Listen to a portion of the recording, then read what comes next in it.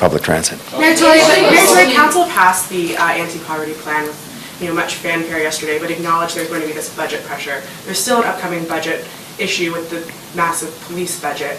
If you do the simple math, the increase that police are asking for actually covers off the entire cost of the anti-poverty plan for next year. Yet it doesn't seem as though the police are being held to this 2% cut that you've asked from all divisions. Are you planning to push for that? Or Can I just make clear, because I was astonished yesterday and I continue to be astonished even this morning at the fact that there's this notion that I've asked everybody for a 2% cut. That is not true. But we won't stop there. We won't stop there. Even after we approve a balanced budget, as we're required to do, and we will do in March of this year, I will ask for and will lead in the process of finding, in 2015, an additional 2% in efficiencies in the city government, because I believe it should be done, and I believe it can be done, and I believe I know how to show leadership in getting it done. That would be another $80 million. I will take a determined, business-like approach to eliminating waste and mismanagement and just eliminating efficiency and bringing the government into the 21st century, a lot of which is needed to be done, because frankly there haven't been the kinds of investments in things like technology to allow us to do things better and to allow us to do them faster and to allow us to do them more efficiently. And that effort, which is not required to balance this year's budget, that will be done. This will be savings that will accrue to the benefit of future years, but more importantly about the savings and the money is the fact that it will allow us to look the taxpayers in the eye and say we're doing every day something to make sure this government is run better and more effectively and more efficiently with your money. We're not stopping when the budget process is over. We're starting year after year, and when that $80 million is done, we'll start on the next tranche, because you know, as I know, every household does that every year, every month, every week, and every business and enterprise does that every year, every month, and every week, because that's what they have to do. And government should be and won't be any different.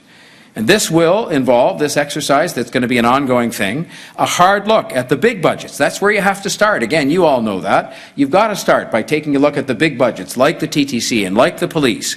And while they're important, crucial services to the maintenance of proper transportation and mobility and safety in our city, there are always ways when you have a $1 billion budget, and again, many people in this room know this, especially when you have a $1 billion budget, there are always ways you can find to do things better.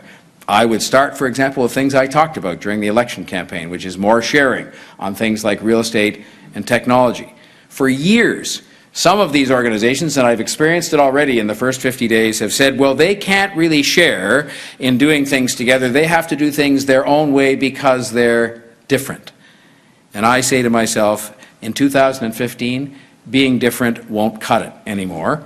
We will get on with greater sharing of people and resources and ideas, because I think that is what the people of Toronto expect us to do. Again, it's the right thing to do, and it's the right way to do it. The thoughtful, methodical, careful way, but you get it done nonetheless. You don't cut off the limbs in order to lose weight. You do it in a way that's careful and methodical and practical. I want to be clear as well, this is the beginning of a process where we will be scouring the city for real savings and efficiencies. In the coming weeks, as I've mentioned before, I'll be announcing the framework of a process that will help us to achieve a target of 2% savings across all city divisions and agencies.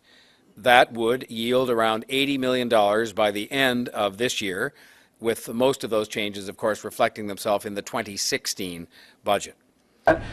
Including the resource allocation question and the mandates. Just in terms of the budget next year, you're looking at 2% across the board. You may have to go further depending on what variables come into play, but are you saying the TTC will be protected from any kind of budget intrusion from City Hall? Nobody is protected.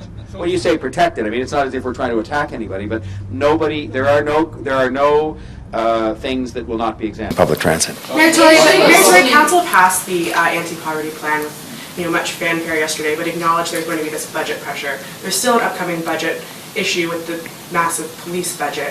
If you do the simple math, the increase that police are asking for actually covers off the entire cost of the anti-poverty plan for next year. Yet it doesn't seem as though the police are being held to this 2% cut that you've asked from all divisions. Are you planning to push for that? Or Can I just make clear, because I was astonished yesterday and I continue to be astonished even this morning at the fact that there's this notion that I've asked everybody for a 2% cut. That is not true.